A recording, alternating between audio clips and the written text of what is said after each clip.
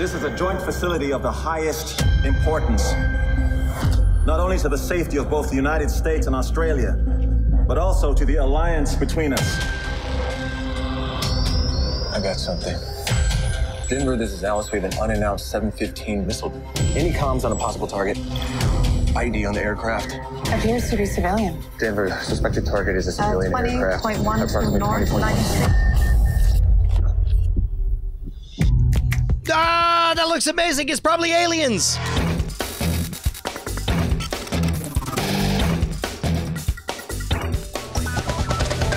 Welcome to Cordkillers, the show about watching the stuff you love when you want, where you want, however you want. I'm Tom Merritt, and of course, the pine gap is the gap between the number of pines grown in Australia and the United States. And that series that we saw, Brian Brushwood, will address the growing pine gap between Australia and more US, importantly, right? the trade war, the upcoming trade war between the United States and Australia over the pine gap. We cannot allow a pine gap to persist. Hey, man, dude, tell me about this show, Bryce. So this is a new Netflix series that's actually already aired in Australia called Pine Gap, about a surveillance base, a real joint surveillance base in Australia. And it seems like they have to investigate the downing of a passenger plane in Myanmar and further military and political threats. It's coming to Netflix December 7. Right on. So I'm pretty close. I'd say 100%. Nailed it. Yeah. Nailed it. Rounding up. And if you disagree, let's appeal to our guest and supreme judge of all things we disagree on, Scott Johnson. Welcome back to the show. Look, as a guy with a lot of pine cones on the ground outside of his house right now, I know everything there is to know about pine gaps.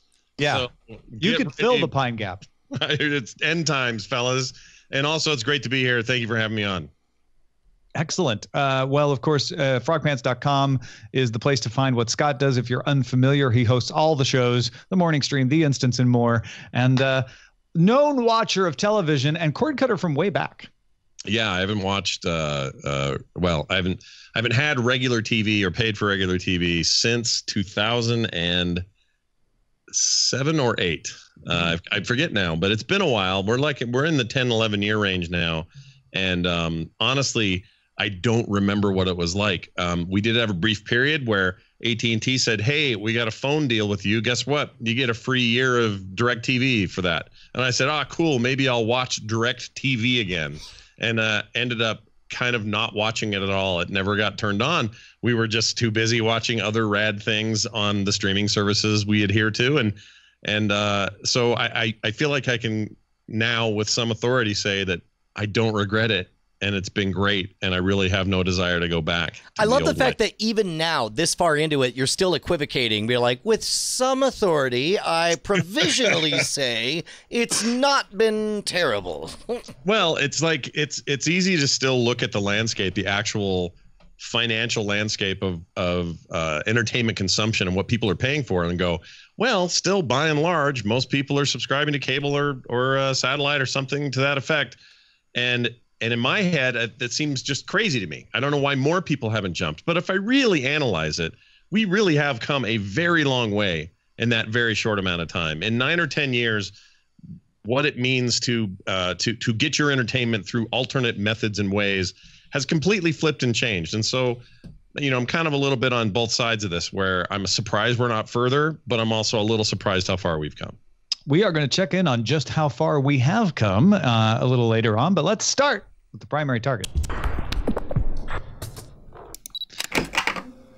Now, TechCrunch passes along a report from Malaysian outfit The Star that Netflix is testing a mobile-only plan there in Malaysia.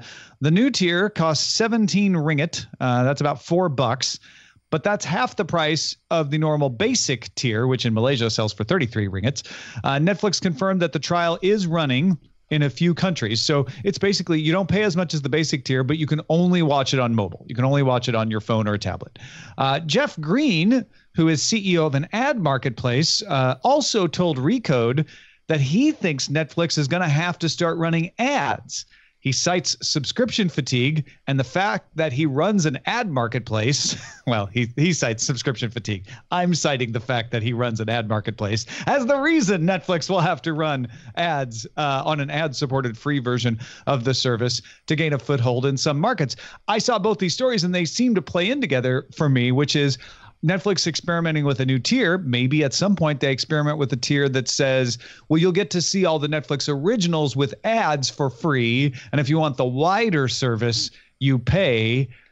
And that brings up the point, should Netflix ever have ads? Do we believe Netflix ever would have ads? So here is another way to reframe that question. Is Netflix Apple? If they are Apple, they will accept 30% of the market, all the money in the world. They will make their brand. We are here for you and you alone. You are the only interest we serve. If they're not Apple, then fine. Go ahead, devalue your brand a little bit by having ads. Make what previously was an exclusive high-end option and available at a lower price point or for free if you're willing to pay the price of doing ads. And in doing so, damage the overall reputation of the exclusivity of your brand. Like right now, Netflix is overtaking HBO in terms of premium, highest end service and quality content. I think ads would undercut that. However, they're a publicly traded company, and that means ultimately they've made promises about growth to their shareholders. And so now's the moment where it's like, which do they want to do? Do they want to make the shareholders happy by continuing to show growth? And that'll be a cheap, easy way. It'll probably last 3 to 5 years. And then, but then it opens up that market for the Apple of streaming. And I think, and by the way, Apple wants Netflix to start showing ads so that Apple could be the Apple of streaming. It's amazing. This is all possible. I think that I'm with you on what it would do in terms of tarnish its reputation. It would tarnish it with me. It's easier for a company like Hulu, whose first offering was all commercial based. Then they eventually got around to saying, well, what if we made you pay a little bit more and then you don't get commercials? That's a different track. And I don't look at Hulu and go, they're the Kmart of this organization. I look at them and go, I really like what they're doing too. I like their original content. I like the stuff they have, and I like paying for no commercials. I think if they do it, if Netflix does it, it feels like they're kind of going backwards in a weird way. Like I understand it if you started with it and then you gave me more options, but going to it feels real weird to me, and I hope they don't. I could choose to disagree with everything you've said, all of both. That's very generous of you to open with. I'm trying to decide which things I actually want to disagree with, which is also different, which I actually do disagree with. But I want to start with this idea of ads on Netflix. Just clarify for me, because Jeff Green is suggesting that Netflix would have a free tier. That's like, hey, there'd be ads on this tier. I'm suggesting that tier might even just be limited to Netflix originals as sort of a sampler. Like, hey, come to netflix.com, watch whatever you want. There'll be ads on it. If you want to subscribe to the service, of course, the ads go away. Are you guys having that adverse reaction and your theory of damage to the brand includes that?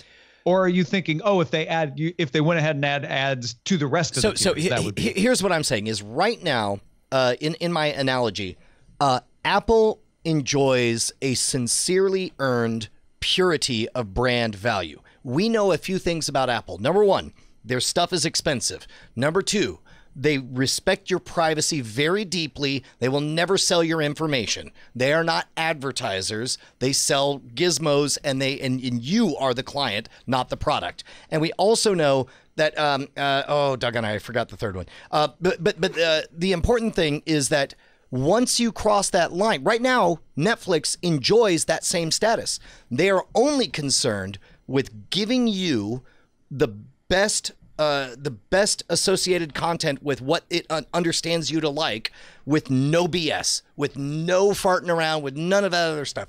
Once they cross that line, they can't go back. They can't go back. And so now, on the one hand, so wait, but I'm curious. Like, if Netflix had videos running on their homepage with ads on them, but everything else stays the same. Like when you pay for Netflix, you just get the pure Netflix experience. You think that would damage their brand that much? I thank you. You just reminded me of the third thing. They don't do brand deals. They don't pay for integration. So anytime you see an Apple object in any movie or television show, you know that was the director's choice and that they had to spend the money to get the thing, and that it wasn't some kind of behind the scenes integrated whatever. That also builds the Apple value and builds the now if you want to have increased integrity. You're saying if Netflix ever had ads associated with them in any way, that they would be tarnished and it would hurt their brand? Well, no, that would be a false dichotomy and also not what I said. But that's what I am saying, that's what it sounds like you're saying to me. No, what I am saying is right now they are enjoying a privileged status of support from their fan base and an understanding of what they're about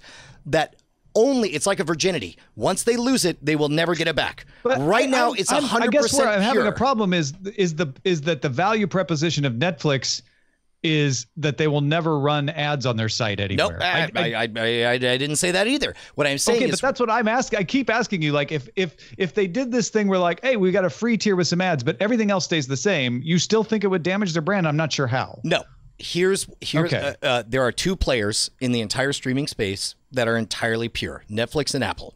They only sell a thing, and that's all they do. And there's no monkey business on the outside. They don't sell data. They don't do integrations. They don't monetize any other way. If Netflix cracks even a little bit, that opens Apple to step in and shove Netflix out.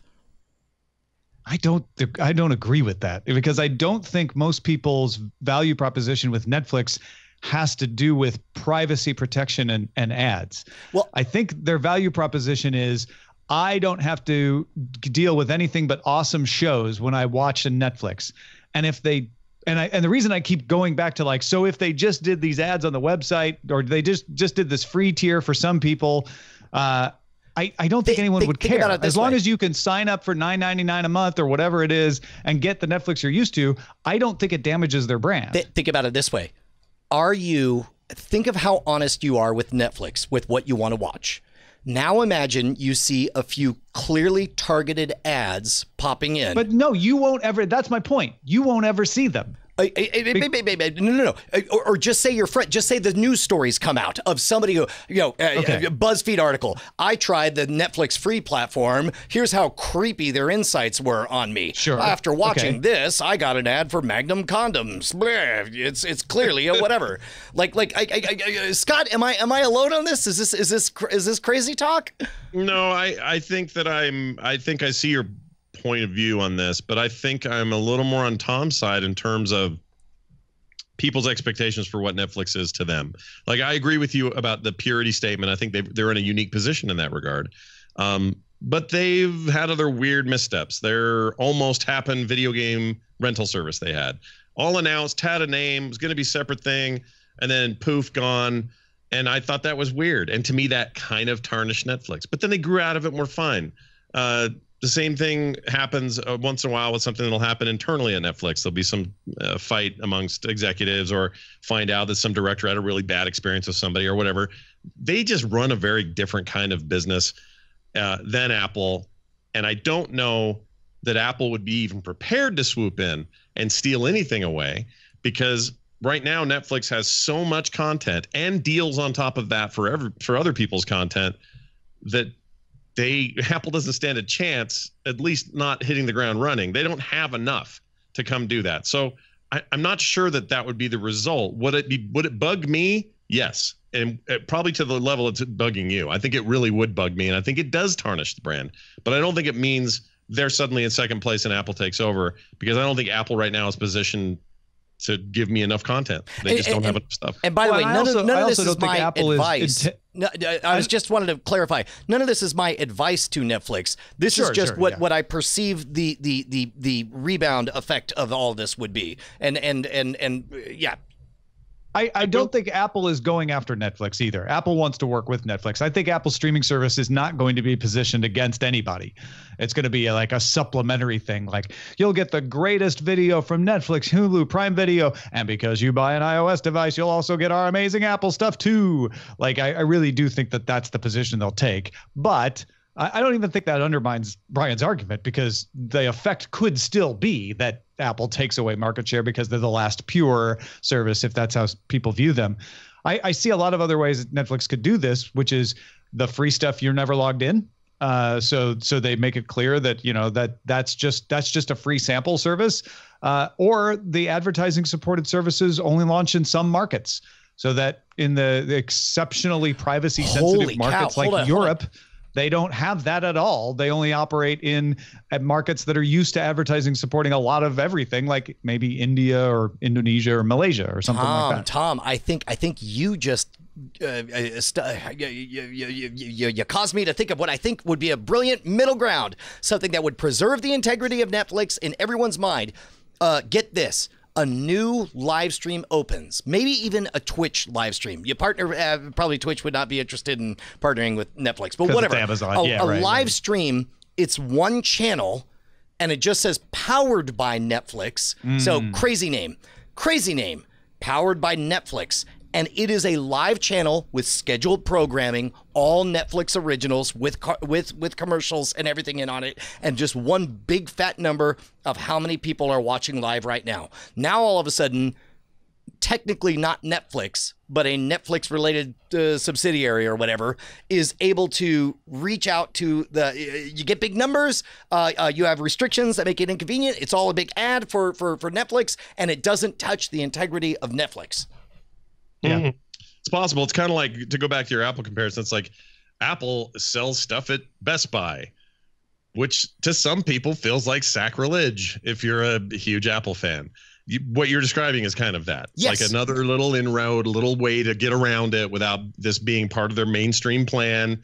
But it's an accessible little dangler that's out there to say, hey, here's this for you if you don't want to come pay us our $7.50 or whatever we're paying now. All right. Well, now we can finally reveal that this was all a metaphor for Cordkillers on Patreon. When we were saying Apple, we were meaning Cordkillers. And when we were saying Netflix, we meant everyone who isn't Cordkillers.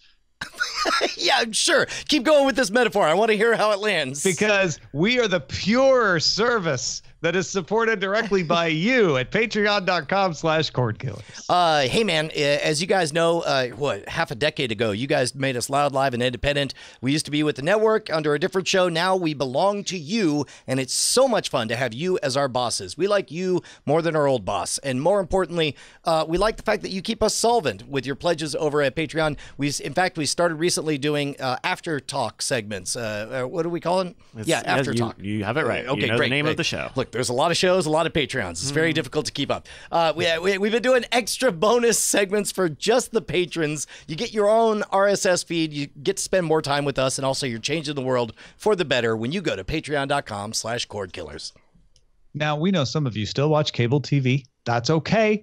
That's fine. You're welcome here, too. In fact, we're going to check in on how your Uncle Cable TV is doing and how to watch.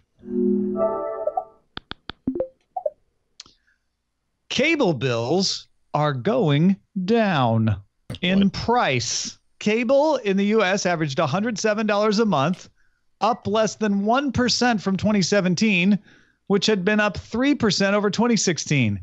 So when I said going down in price, that was actually a lie. They're growing more slowly than they used to. 78% of households subscribe to pay TV. That's down from 79% last year and 87% at its peak 10 years ago. 1.2 million customers dropped pay TV in Q3. That's the most ever, according to estimates by the Kagan Research Group. The decline is fastest among younger groups, among renters and singles, and people who are moving. So a lot of times people move and they just don't restart cable. 70% of adults aged 18 to 44 and 84% of those 45 and older subscribe to cable this year. So it's still strong among the olds. It's the opposite for internet video services like Netflix, Prime Video, etc., where 52% aged 18 to 34 subscribed, 31% 35 to 54, and 11% 55 plus. And Morning Consult did a poll where they found that 65% of their respondents said that TV bundles force consumers to pay for channels they don't want and they don't like it. 63% said the expense of a cable subscription was a major factor in dropping it. And the second most common factor for cancellation, cited by 37%, was the ability to access the content you wanted through streaming services. 37% said, yeah, I can get everything I need, everything I want elsewhere. So why pay for cable?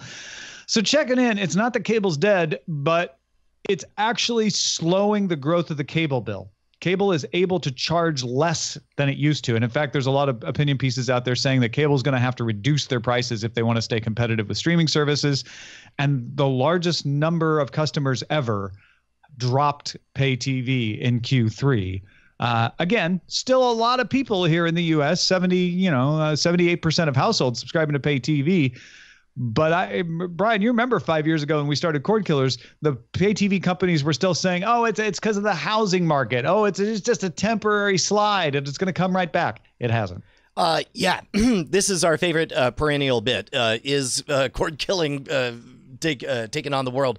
In this case, there's a couple of different angles. I'm really curious. I want to dial in because over the last couple of years, we seem to have come to this shared realization that maybe it's not really about price, but the fact that 65%, I think you said, of people are saying that the price was a direct factor. Whether I believe that they believe that price is the reason that they're leaving cable, I don't know if I believe they're necessarily going to spend less money as a result.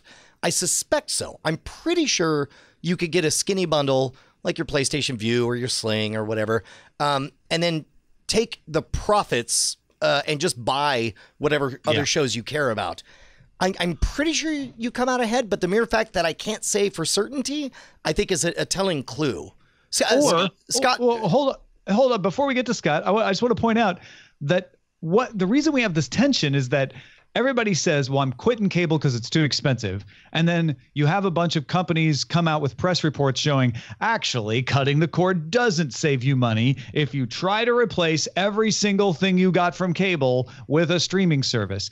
But the fact is, a lot of people replace it with not everything they were getting before and just stop watching things that maybe they even watched before, but realize it's just not worth it.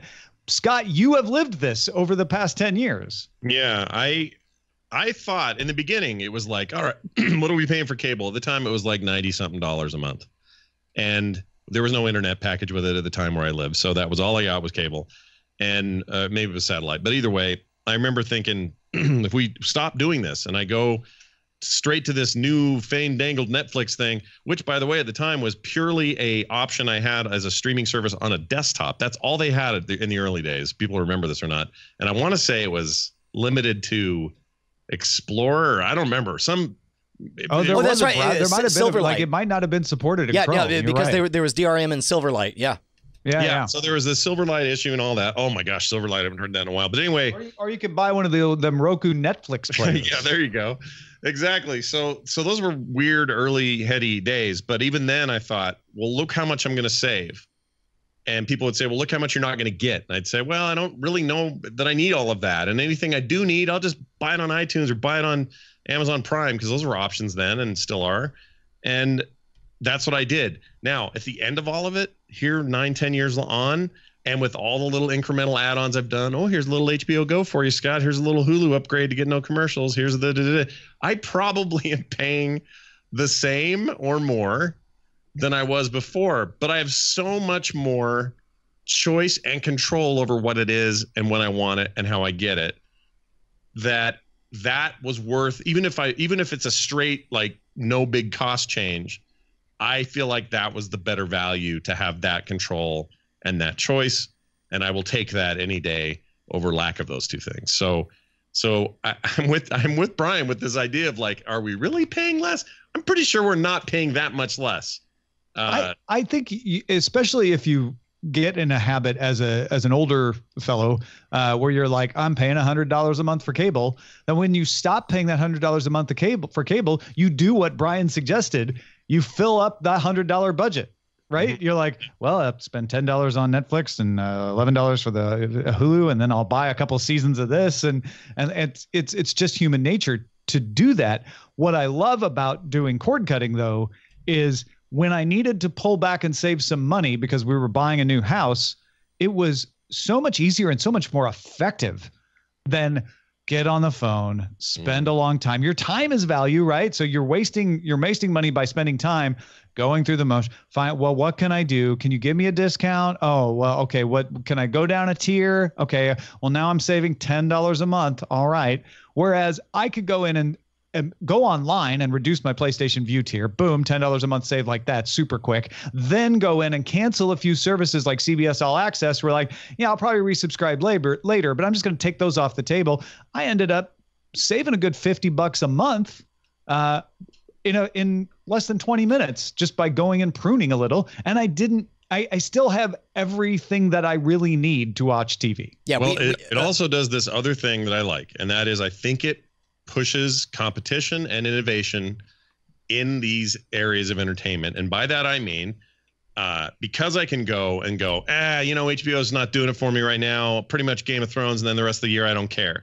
Now they've lost my $15 a month or whatever it is. And it's on them to get me back somehow. It's on them to go, oh yeah, well, what about this show? It's kind of quirky and weird and kind of fits your thing. And I go, oh, you know what? You're right. I'm going to resub for that. Like, it just creates a more active marketplace where they're not just sitting around waiting for Alpo dog food and freaking Budweiser beer to do the next ad buy. They're fighting for our eyeballs in a way that I think is hard and difficult and maybe frustrating for them. And also based on purely artistic merit. That's the other thing. This kind of goes back to the ads question on Netflix. Like, I like the fact that we have a battlefield based on artistic merit. And as a consumer, I want to preserve that as long as we can. Totally agree. Yep, that's basically. In fact, that's a way better summation of what I was trying to get at. They are now having to fight by the content and not by some other tier of stuff we don't control. And I'm into that. And I think we're in a good place right now. And these numbers just are the slow reflection of the change. And, when it's never going to go like, you're never going to have a day where Tom starts the DTNS tech show going, ladies and gentlemen, today, breaking news, 80% of the cable market just canceled their bills. It's not going to happen. No. So it happens slowly over time. It will accelerate at some point. But it's going to keep dripping down, especially because of that age curve, right? As soon as those younger viewers who have never had cable or tried it and dropped it because they decided to move or whatever, start to move into that older demographic, this number, that 11% dies off, that was not using streaming service. It's going to change. It's a little slower moving than some other disruptions, I think, but it is definitely happening.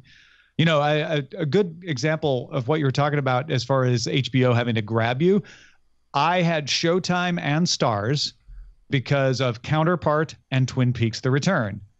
I looked at both of them and thought, Showtime does not have anything I'm interested in coming up, or not that there wasn't anything interesting, but nothing I'm like I had to see. So I canceled it. And I'll bring it back if I need it.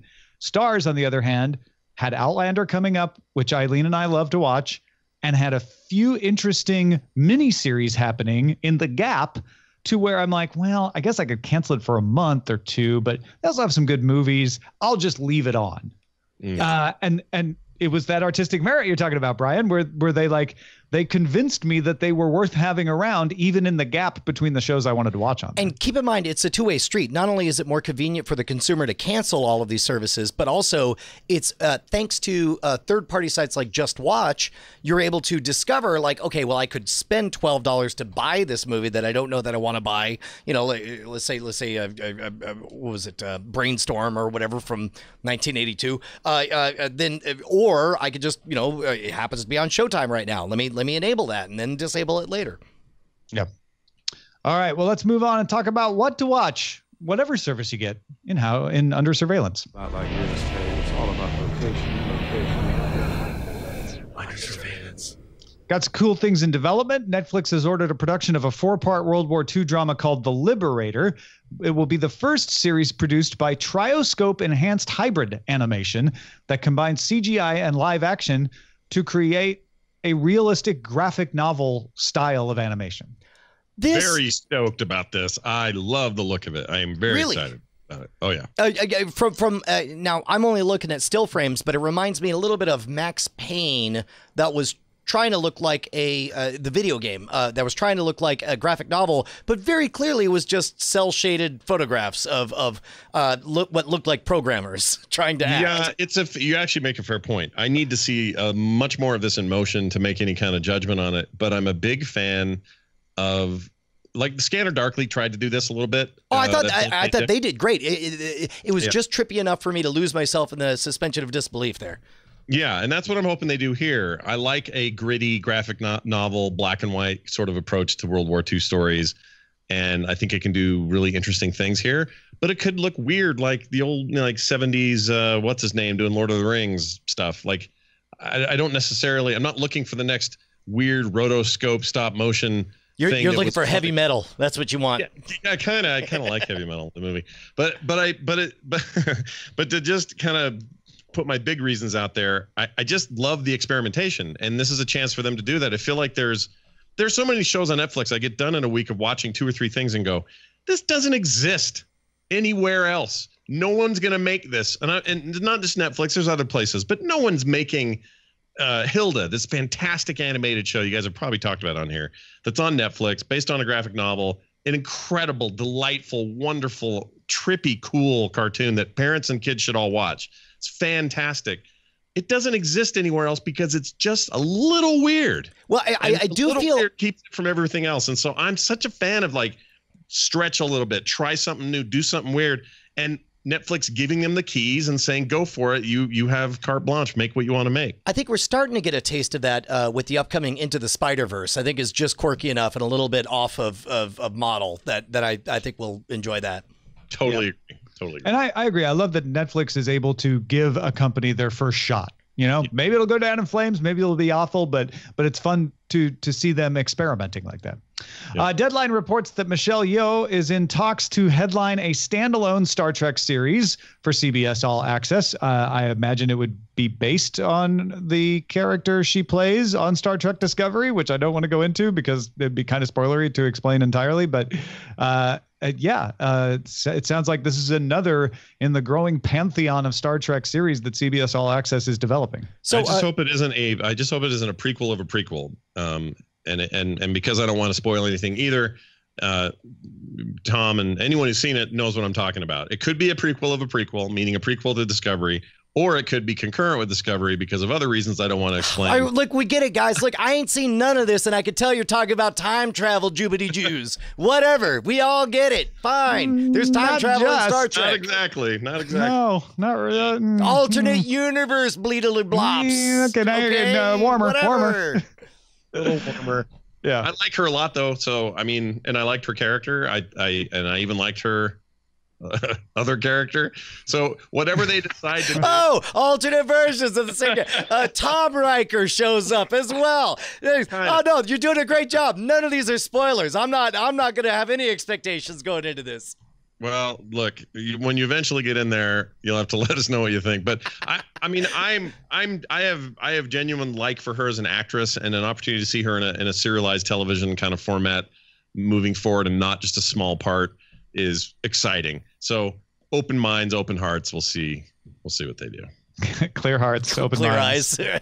Star Trek can't lose. Yeah. Pedro Pascal, who you might know as Oberyn Martell from Game of Thrones, or you might know as Detective Javier Pena from Narcos, will also be known as the Mandalorian, as he has been cast as the Mandalorian in the show The Mandalorian, coming to Disney.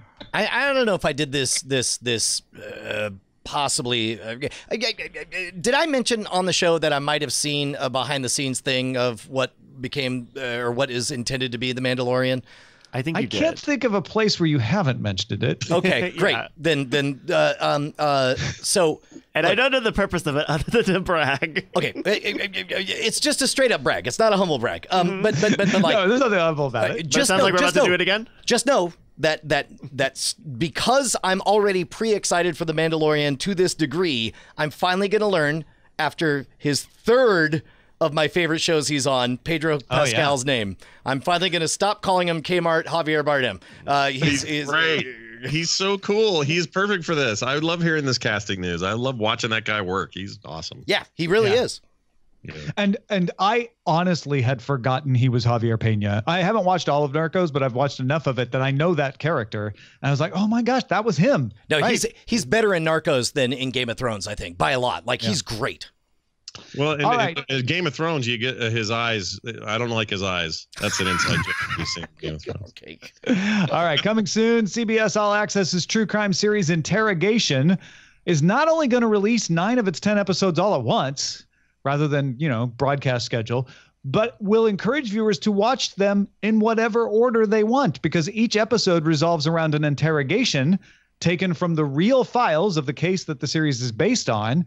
And only the 10th finale will really be required to be viewed at the end after you've watched the other 9. We've heard this song before, most notably with Arrested Development, that was allegedly supposed to be able to be watched in any order.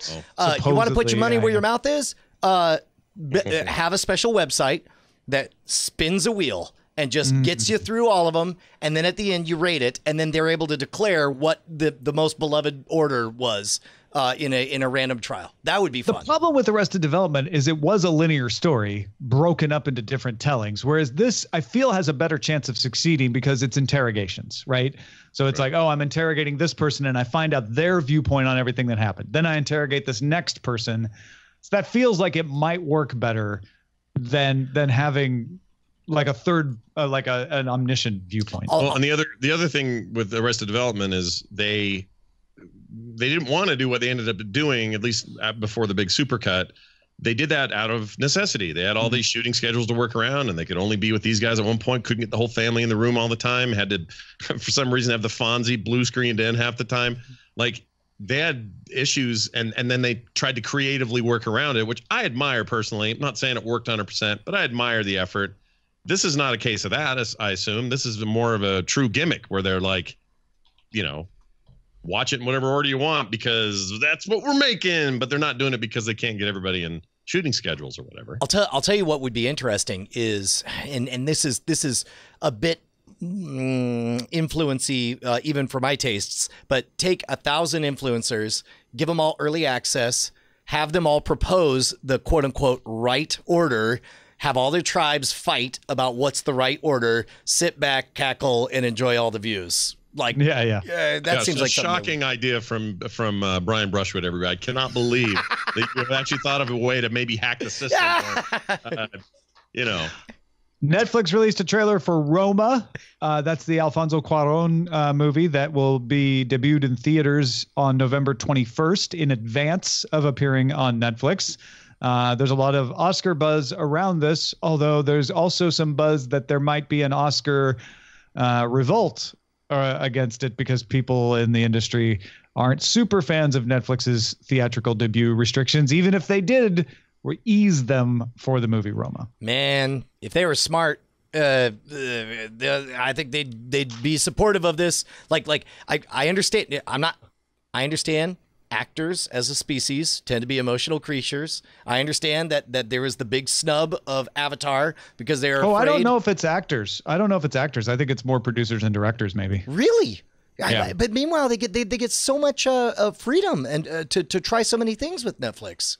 Well, but there's a lot of directors believe that movies should be shown in theaters. Yeah, and they feel like they're this is what this is. This is the same fight comic book writers and artists have of we're going to make independent comics and the web comics are the future. Oh, you want to get a big fight going? Get a couple of cartoonists in a room who do traditional and web, and let's see that fight happen. I think it's a lot like that. It's kind of Brave New World stuff.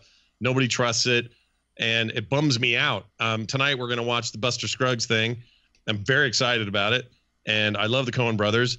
And by all accounts, from what I've heard, this is like some Oscar-worthy stuff by them. If they get snubbed for this, it is bad, Brian. It is bad. They're shooting themselves in the foot. It's not a future we want. The industry needs to knock it off. They need to progress with change. Oh my gosh, you guys should all watch that. The Netflix documentary that just came out called "Love Me When I'm Dead."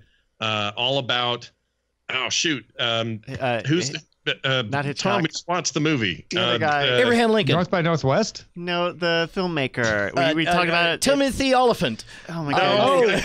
The guy who made Orson Welles. Orson Welles. Yes, Robert thank you. Downey Jr. No. You should watch that documentary. I'm telling everybody this because it is a perfect illustration of when times change, methods change, technology changes, movie tastes change. That industry goes into hard cat in a corner mode, and they're doing it with this, and I hate it. Mowgli, Legend of the Jungle, with Benedict Cumberbatch and Kate Blanchett, and directed by Andy Serkis. A bunch of other stars coming to Netflix December 7th, and they've got a full trailer out. So this is not a retelling of the Jungle Book story, or is it? Yes, it is in fact exactly a retelling of the Jungle Book story. Is it? It's a more dark telling, though, right? Like a more. It's another telling that's different than the other tellings. I mean, it looks awfully close to the other telling. I know. That's my clear problem with this trailer. I looked at it and I'm like, wow, if I had not seen any other Jungle Book movies, I'd probably be really excited right now. Yeah. It's a weird rights thing because Disney did that Jungle Book reboot with Favreau directing, and it was pretty well received. And then this is totally unrelated and not connected to their rights at all. So I don't know who owns the rights to Jungle Book, but maybe you could. Hey, Brian Brushwood, go out and make a Jungle Book movie in your new warehouse. It may be that Jungle Book is public domain. Well, and that certainly is, and that's a whole other discussion that maybe we should revisit again. Is to explain to people like I'm not a fan of. It seems to me, what is it? Old copyright law used to be such that by now anyone could do their own Star Wars movie. New copyright law, thank you very much, Mickey Mouse, equals you will die before anyone could make another Star Wars movie. Yeah. This is the downside of public domain, though. I guess it's not a downside. No, right? it is a downside. If it's not good, you don't watch it. Whatever. I'm so tired of really stories set in the 19th century. Can we let's speed it up? Well, speed it up. I think maybe the big key difference here might be this is not a musical, and all the other stuff is. So maybe that's a different tack that will land on viewers in a way they want, and not be another Disney musical. So who knows? Once Upon a Deadpool has a trailer out with lots of Fred Savage. This is the PG-13 version of Deadpool 2 coming to theaters December 12th. Whole different take on repurposing content. And I wonder if this trailer just might convince people to see Deadpool again with their kids because it's PG-13. And the trailer was pretty funny, in my opinion. It's really good, you guys. Like, I'll tell you what impressed me the most. It's not so much, oh, I remember that show. It's fun to look back, isn't it, and have nostalgia. What really got it for me is the meticulous recreation of that bedroom. That's insane to me.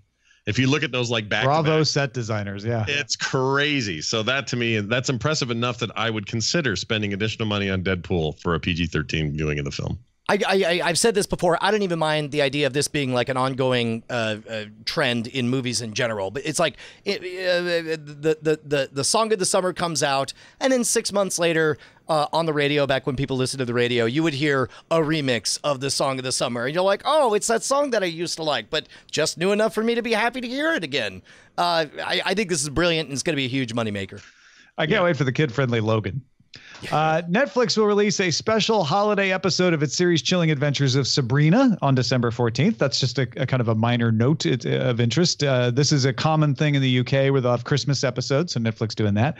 Aquaman comes to theaters December 21st, but if you're an Amazon Prime member, you can get tickets to see it on December 15th at some AMC, Regal, National Amusement, and ArcLight theaters. Amazon did the same thing with Jumanji, if you remember, and there's a new trailer for Aquaman out. If they said it's on Prime that night, that'd be way cooler to me. Oh yeah, then they get the directors upset with them again, and Aquaman won't win any Oscars, which we all know it will. Unless they create that new category of like movies non-actor dumb people like.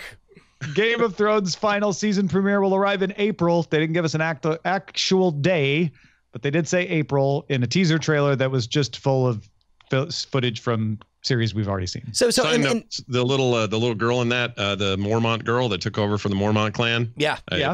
She's the voice actress for that Hilda show. I'm telling you, y'all should be watching Hilda. It's fantastic. It's so good. All roads lead to Hilda, folks. That's right. Our Planet, a Netflix documentary about Earth, which is very similar to the BBC Blue Planet series, is coming to Netflix April 5th. And they got David Attenborough. who narrates the Blue Planet series for the BBC and is, of course, like the guy for nature documentaries, to narrate the English language version of it. So David Attenborough's got to be getting up there in years, and we all love his voice. Above 90, yeah. This is a weird, grim thing to think of, but it's like, just digitize that dude's voice, and he could be the voice of all of them forever. I want to say I've seen him talk about the fact that they've done that they had him come in and lay down tracks. They may have. I thought you were going to say they need to find out who's going to replace him before he goes. I really thought that's where you were going. No, never replace him. He's great. No, instead, you're like, he could work forever. Yeah. We make him a cyborg. We have the technology. We can do this. Great. The first Toy Story 4 teaser trailer, as well as a reaction video to that teaser starring Key and Peele as people within the Toy Story universe. It's all out, and Toy Story 4 arrives this summer, June 21st, 2019. That's fine. Everyone wants to hate on this and thinks it wrapped up perfectly in 3. It did, but I don't care. I love Toy Story, and I have zero problem with the sequel to this. No problem. Bring it on. Yeah, I'm with you. And it revolves around a spork. Yeah. Oh, good. Spoilers by the Sporklers. Sporklers. Yeah. The Magicians trailer is out for season 4. That comes back to Sci-Fi January 23rd.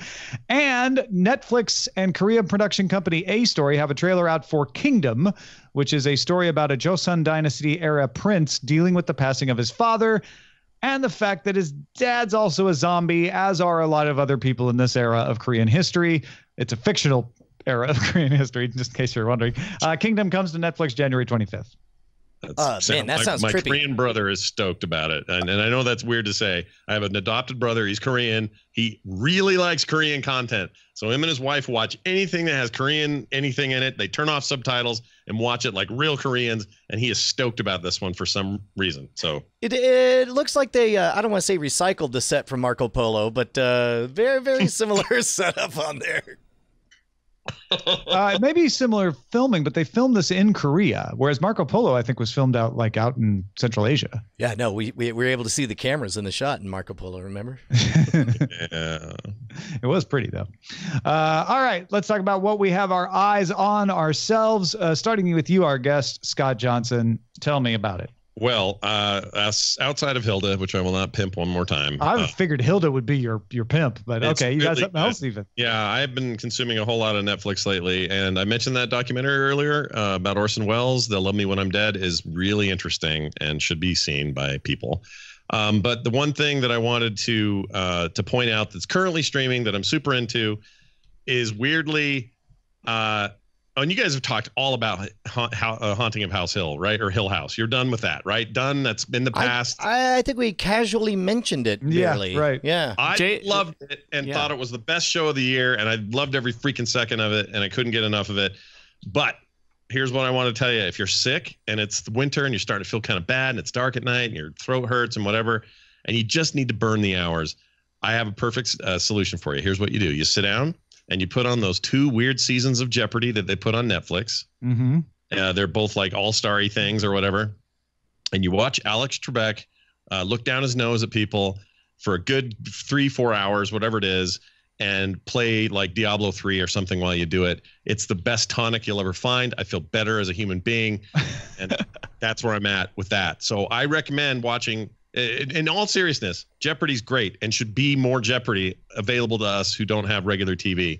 So the fact that they're putting it there, the only true good game show ever, in my opinion, is a great step forward. And I hope they put new episodes on there. And thanks, Netflix, for doing it. So there is my scatterbrained shotgun attempt to give you a bunch of recommendations in one fail paragraph swoop.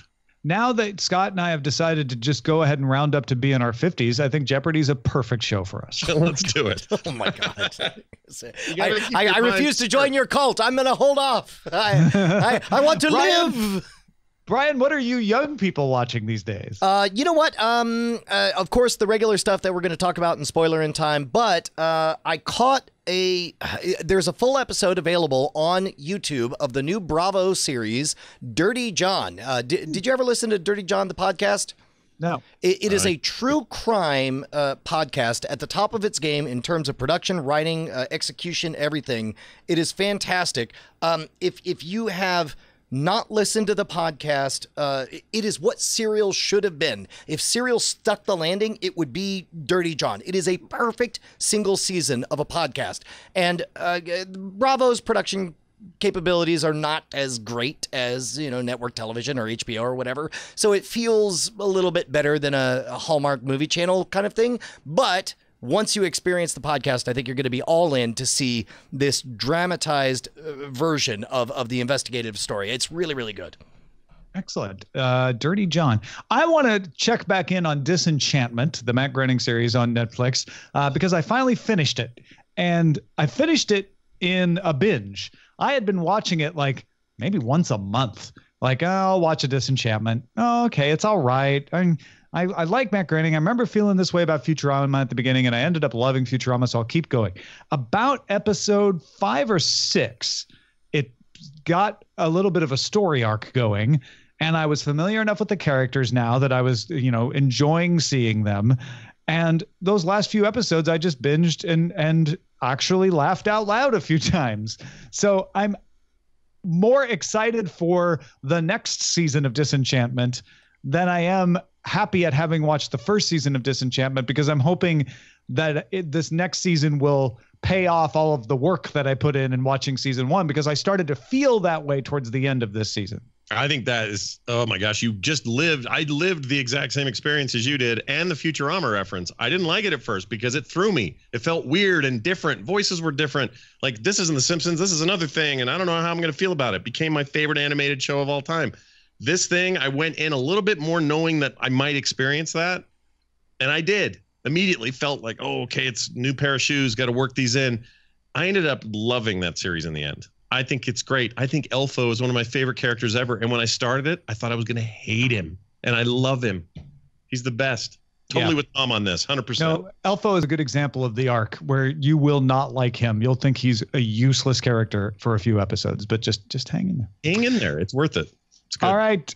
Bryce, what should we be on the lookout for? Hey, everybody. We got a recommendation from Sarah for a show you've probably heard us talk about, including on this episode. Sarah writes, I know there's too much good TV, but I want to let you know that I binge watched all 10 episodes of The Chilling Adventures of Sabrina, and I loved it, loved it, loved it.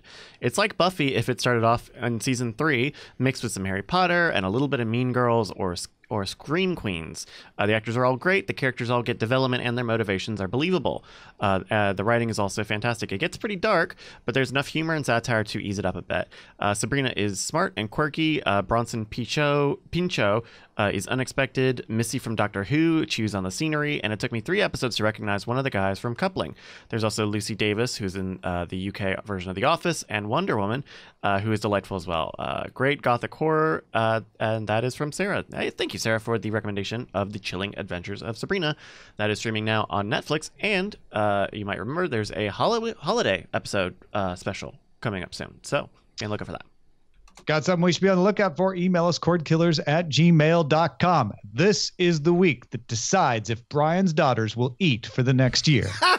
Boy, I wish you were even kidding, man. It's the Super Bowl of my entire year right now. We are coming up on Black Friday, Cyber Monday. That's the one time that we put every single thing on deep discount over at scamstuff.com or shop.themodernrogue.com. We have a brand new puzzle box. Houdini's Cell is our most approachable, challenging, and value-packed puzzle box offering yet. I'm really excited about it.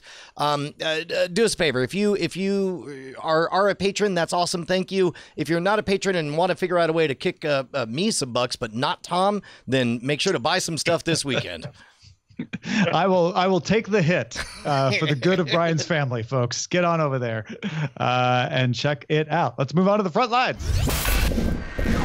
Front lines. All right, folks. Disney announced its upcoming streaming video service will be called Disney Plus. Boo. And launch in late 2019. Among a selection of Disney movies and TV shows, the service is going to launch with 2 live-action Star Wars series, not only The Mandalorian, run by Jon Favreau, but also a series following Cass Andor, set before the movie Rogue One, which Cass Andor was a character in. Disney also confirmed the new service will have a live-action Marvel series focused on Loki, played by Tom Hiddleston. They did not, however, confirm the rumored Scarlet Witch series. Scott, do you think that in some Disney backroom meeting, somebody said the words, Name one service with the word plus in it that tanked epically. Go ahead. I dare you. I mean, it's just boring. It's fine, and Disney will do fine with it. And it kind of probably doesn't even matter what they would have chosen for a name. But just as a guy who likes, snappy branding, I think Plus is so overplayed as a thing. I don't like it. When they named the ESPN add-on service ESPN Plus, we should have seen this coming. Yeah, I mean, yes, that's true, because that's a thing that probably came down, or was at least proof from the top down at Disney. But there's so many other services. There's PlayStation Plus. There's Hulu Plus. Everybody's got a plus, and it's just like, oh, I get it. It's like Disney, but more. Well, and also, if I remember correctly, from what little I've heard about the behind-the-scenes action, that's one of the phrases they use internally is, how do we plus this scene to give more context and make it more interesting for more ages and demographics? Meanwhile, Italian Culture and Tourism Minister Alberto Bonisoli has proposed a law requiring Italian-made movies to be shown in theaters for at least 60 days before they come to streaming services. Protectionism. It's great and always works out well. And by the way, it's not like the French. The French have a law that says if a movie shows in theaters, it has to have a window. I think it's a long window of like 3 years before it can come to streaming services in France. The Italian law would say any movie made in Italy has to show in theaters for 60 days, at least, if not longer, before it can come to a streaming service. So if you go shoot in Italy, you're basically saying, I can't put this movie on Netflix. Yeah, it's ridiculous. And you know what people do? Not film in Italy much anymore if they can get around it now. Like, it's just so dumb. It's so dumb. You're just holding yourselves back. AT&T is inviting DirecTV Now users to sign up for a chance to try out its streaming TV device for about 6 months. It's an Android TV device that uses Google Assistant and launches DirecTV Now when you turn it on, so it takes you right to your programming. T-Mobile's device called the T-Mobile Mini has appeared in a U.S. FCC filing, and CNBC reports Comcast is planning a set-top box of its own with streaming apps like Netflix and Hulu alongside smart home controls. It would let you rent movies and TV shows from Comcast, as well as have some kind of Comcast video package, but it would not be part of Comcast's cable offering. That's actually pretty brilliant, because what Comcast needs to do if they want to preserve their cable folks is reposition Netflix and Hulu not as alternatives to cable. They belong on your cable box. Let's get used to the idea that you also have them. Aren't you somebody who wants everything? Join us, Comcast. Yep. It looks like the trend is we're going to be seeing a lot of devices tied to services coming out. Yeah. Seems like the big trend moving forward. That's fine. They should have called it Plus.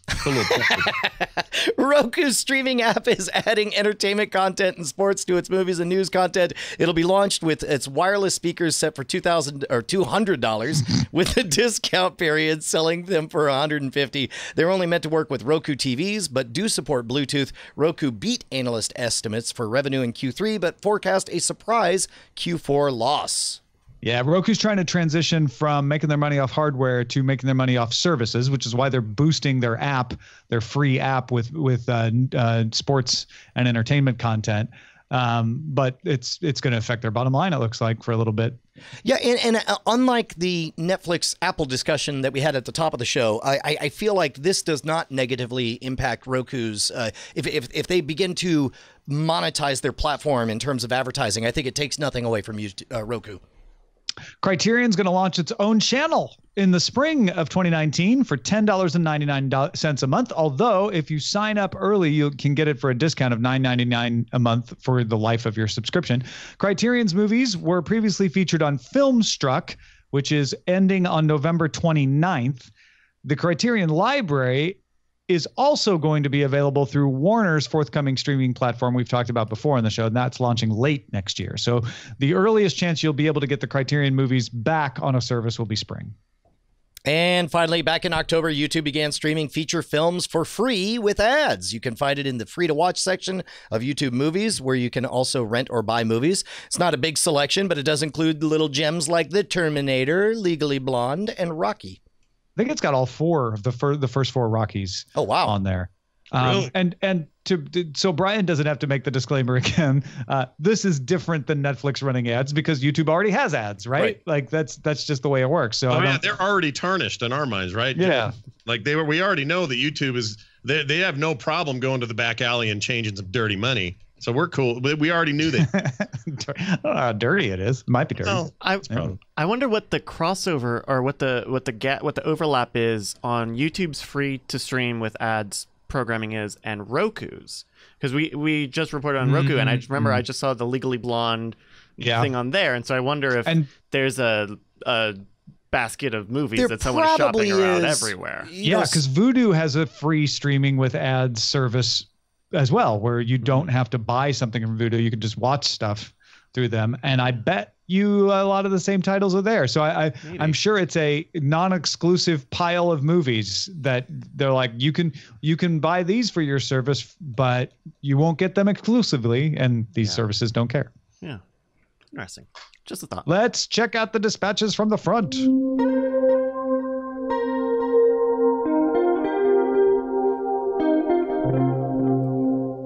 Someone wrote, "Hey gents, been a cord killer for many years and use Apple TV as my main device. Was recently trying to watch an NHL game using the NHL app and a college football game using the PS View app. So we had two apps going, two different games. And the Apple TV remote doesn't make it easy. In fact, it's a pain in the ass to switch back and forth between apps.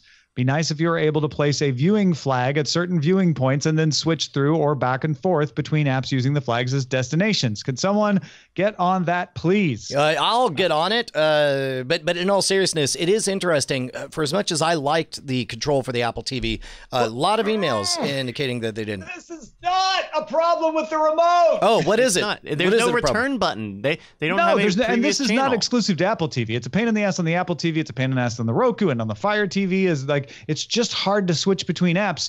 So you can't get that awesome feeling you had on cable where you just press the back button and it would take you to the previous channel and you just keep flipping back and forth. Yeah, why are they they're all so afraid of just a freaking back button. That's all anyone's asking for here too. We're not talking about like some big complicated mess. Man, see, I'm on the flip side. I'm like, why are you guys all not on desktops? Why do you not have a desktop in your living room? Just everyone have desktops. I will say, it's so easy. Just Alt Tab, boom, boom, boom. Yes, well, and this is also not just the PlayStation, because what this writer is talking about is switching between apps, which is slow on Apple TV. You have to double tap the home button and then scroll only one to the previous app and click in and hope it still's playing your thing.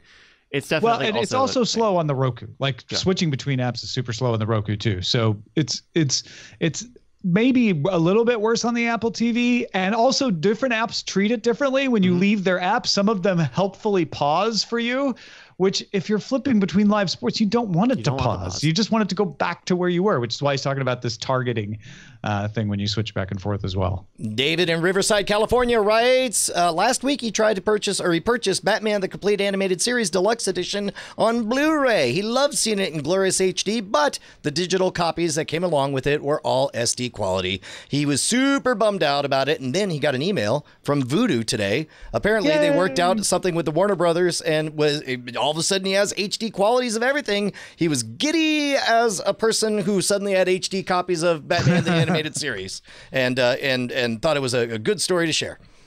Yeah, thank you, David of Riverside County. Brian Bull thinks he's solved it, folks. Okay, here it goes.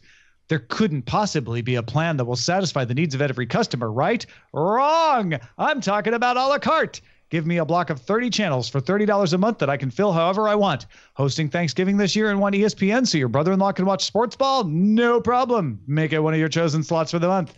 They could have plans for larger blocks of 50 or 100 channels too. The cable companies would make more per channel and their revenue would increase since more people could afford the product. Customers would rejoice for being able to watch what they want when they want on whatever damn device they please, and everyone goes home a winner. Did I just save the cable industry by straightening out their ridiculous pricing plans? I think I might have. What say you? I say 2014 just called, and they think your idea is great. But then 2015 barged in. 2009 and 1997 also joined in on that party call. Well, the problem is it smacks up against the realities of how that money actually works. When you're paying the lump sum for 100 channels you're never going to look at, you're literally helping make sure those channels stay afloat, but also the bigger channels that cost more money, that you get those at all. So the minute you start doing this piecemeal stuff, which I am all for, by the way, I've always loved this idea I just think it smacks up against the realities of that business in a way that is untenable. So Well, I don't, and here's specifically, the problem.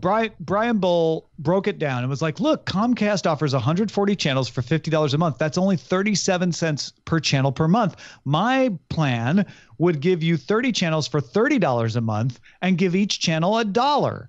so Except that's Except not ESPN. how it works. ESPN is way more expensive. yeah, and everything else is way more cheaper. $7 per subscriber. Other channels pay Comcast to be on the tier, and don't get any money at all. remember that Comcast is a Chinese buffet, and there's no way a Chinese buffet can exist unless there are a whole bunch of offerings that are way, way cheaper than other offerings, right? So it's like, hey, man, why am I paying $18 for this whole buffet when all I want to do is eat General Tso's chicken? Why don't you, with 180 items for $18, this is 10 cents per item. Why don't I just get General Tso's chicken for 10 cents per item? And the answer, of course, is because General Tso's chicken is worth more than 10 cents per unit. And so in that regard, everything about your email makes sense, Brian, until you get to the arbitrary declaration of a slightly higher number per channel than they currently have. And unfortunately, market forces indicate, like you said, ESPN alone was what, like $5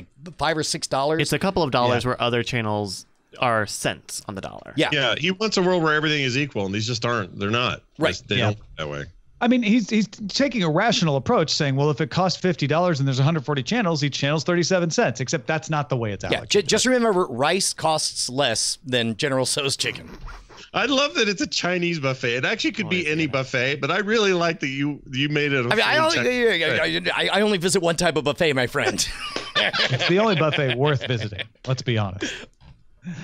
Chris Allen wrote in and said, I have a friend who buys all the shows that he or she watches, then also downloads them from legitimate sources. He or she says that the rewind and skip functionality for streaming platforms is painfully slow, and having a downloaded version allows instant 5 or 10-second rewinds.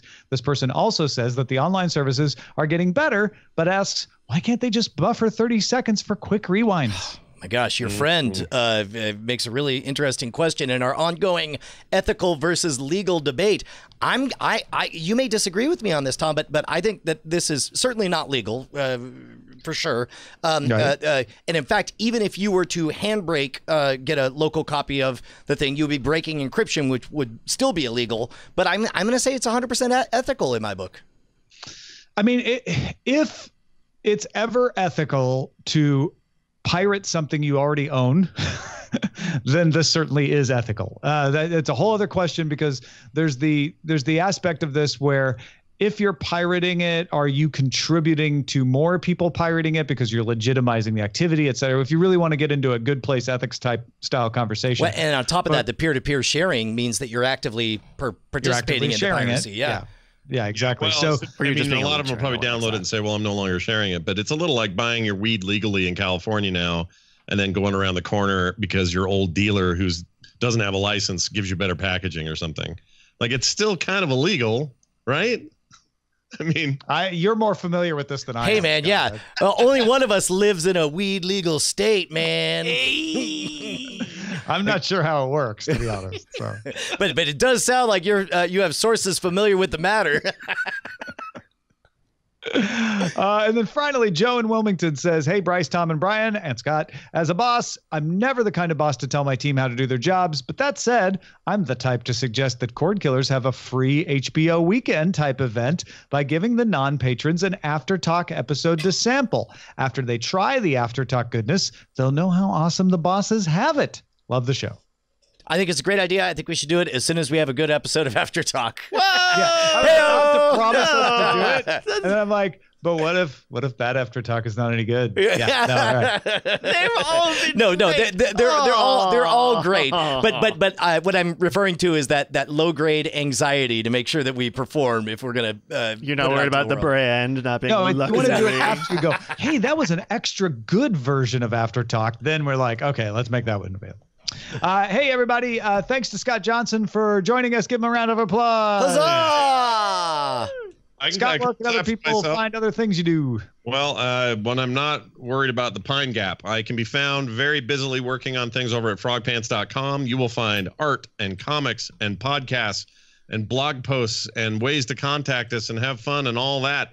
That sounds weird. But anyway, go check it out. Frogpants.com is the place to go. Tons of content over there, and a great little community. So find something you're interested in and go. It's all free. So go check it out. And thanks for having me on. Oh, and if you want to follow me on Twitter, I have things to say there occasionally. And you can do that over at Scott Johnson. Yeah. Our website is cordkillers.com. Our email address is cordkillers@gmail.com. We're live on twitch.tv/Night Attack, which is also carried on diamondclub.tv Mondays at 7 p.m. Eastern, 4 p.m. Pacific.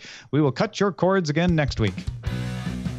Hey guys, Brian and Tom here, and it's just the same old message at the end of the credits, just like always.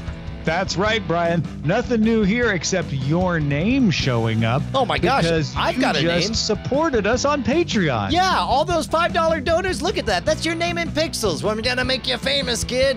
Put your There's name in some pixels on classic the internet. names in there, but some of you are new. Some of you aren't there. It's sad. What can they do, Brian? I mean, they could go to patreon.com/Cordkillers and pledge $5 an episode and be one of these amazing people, like this one. Amazing. Oh, look at that name right there.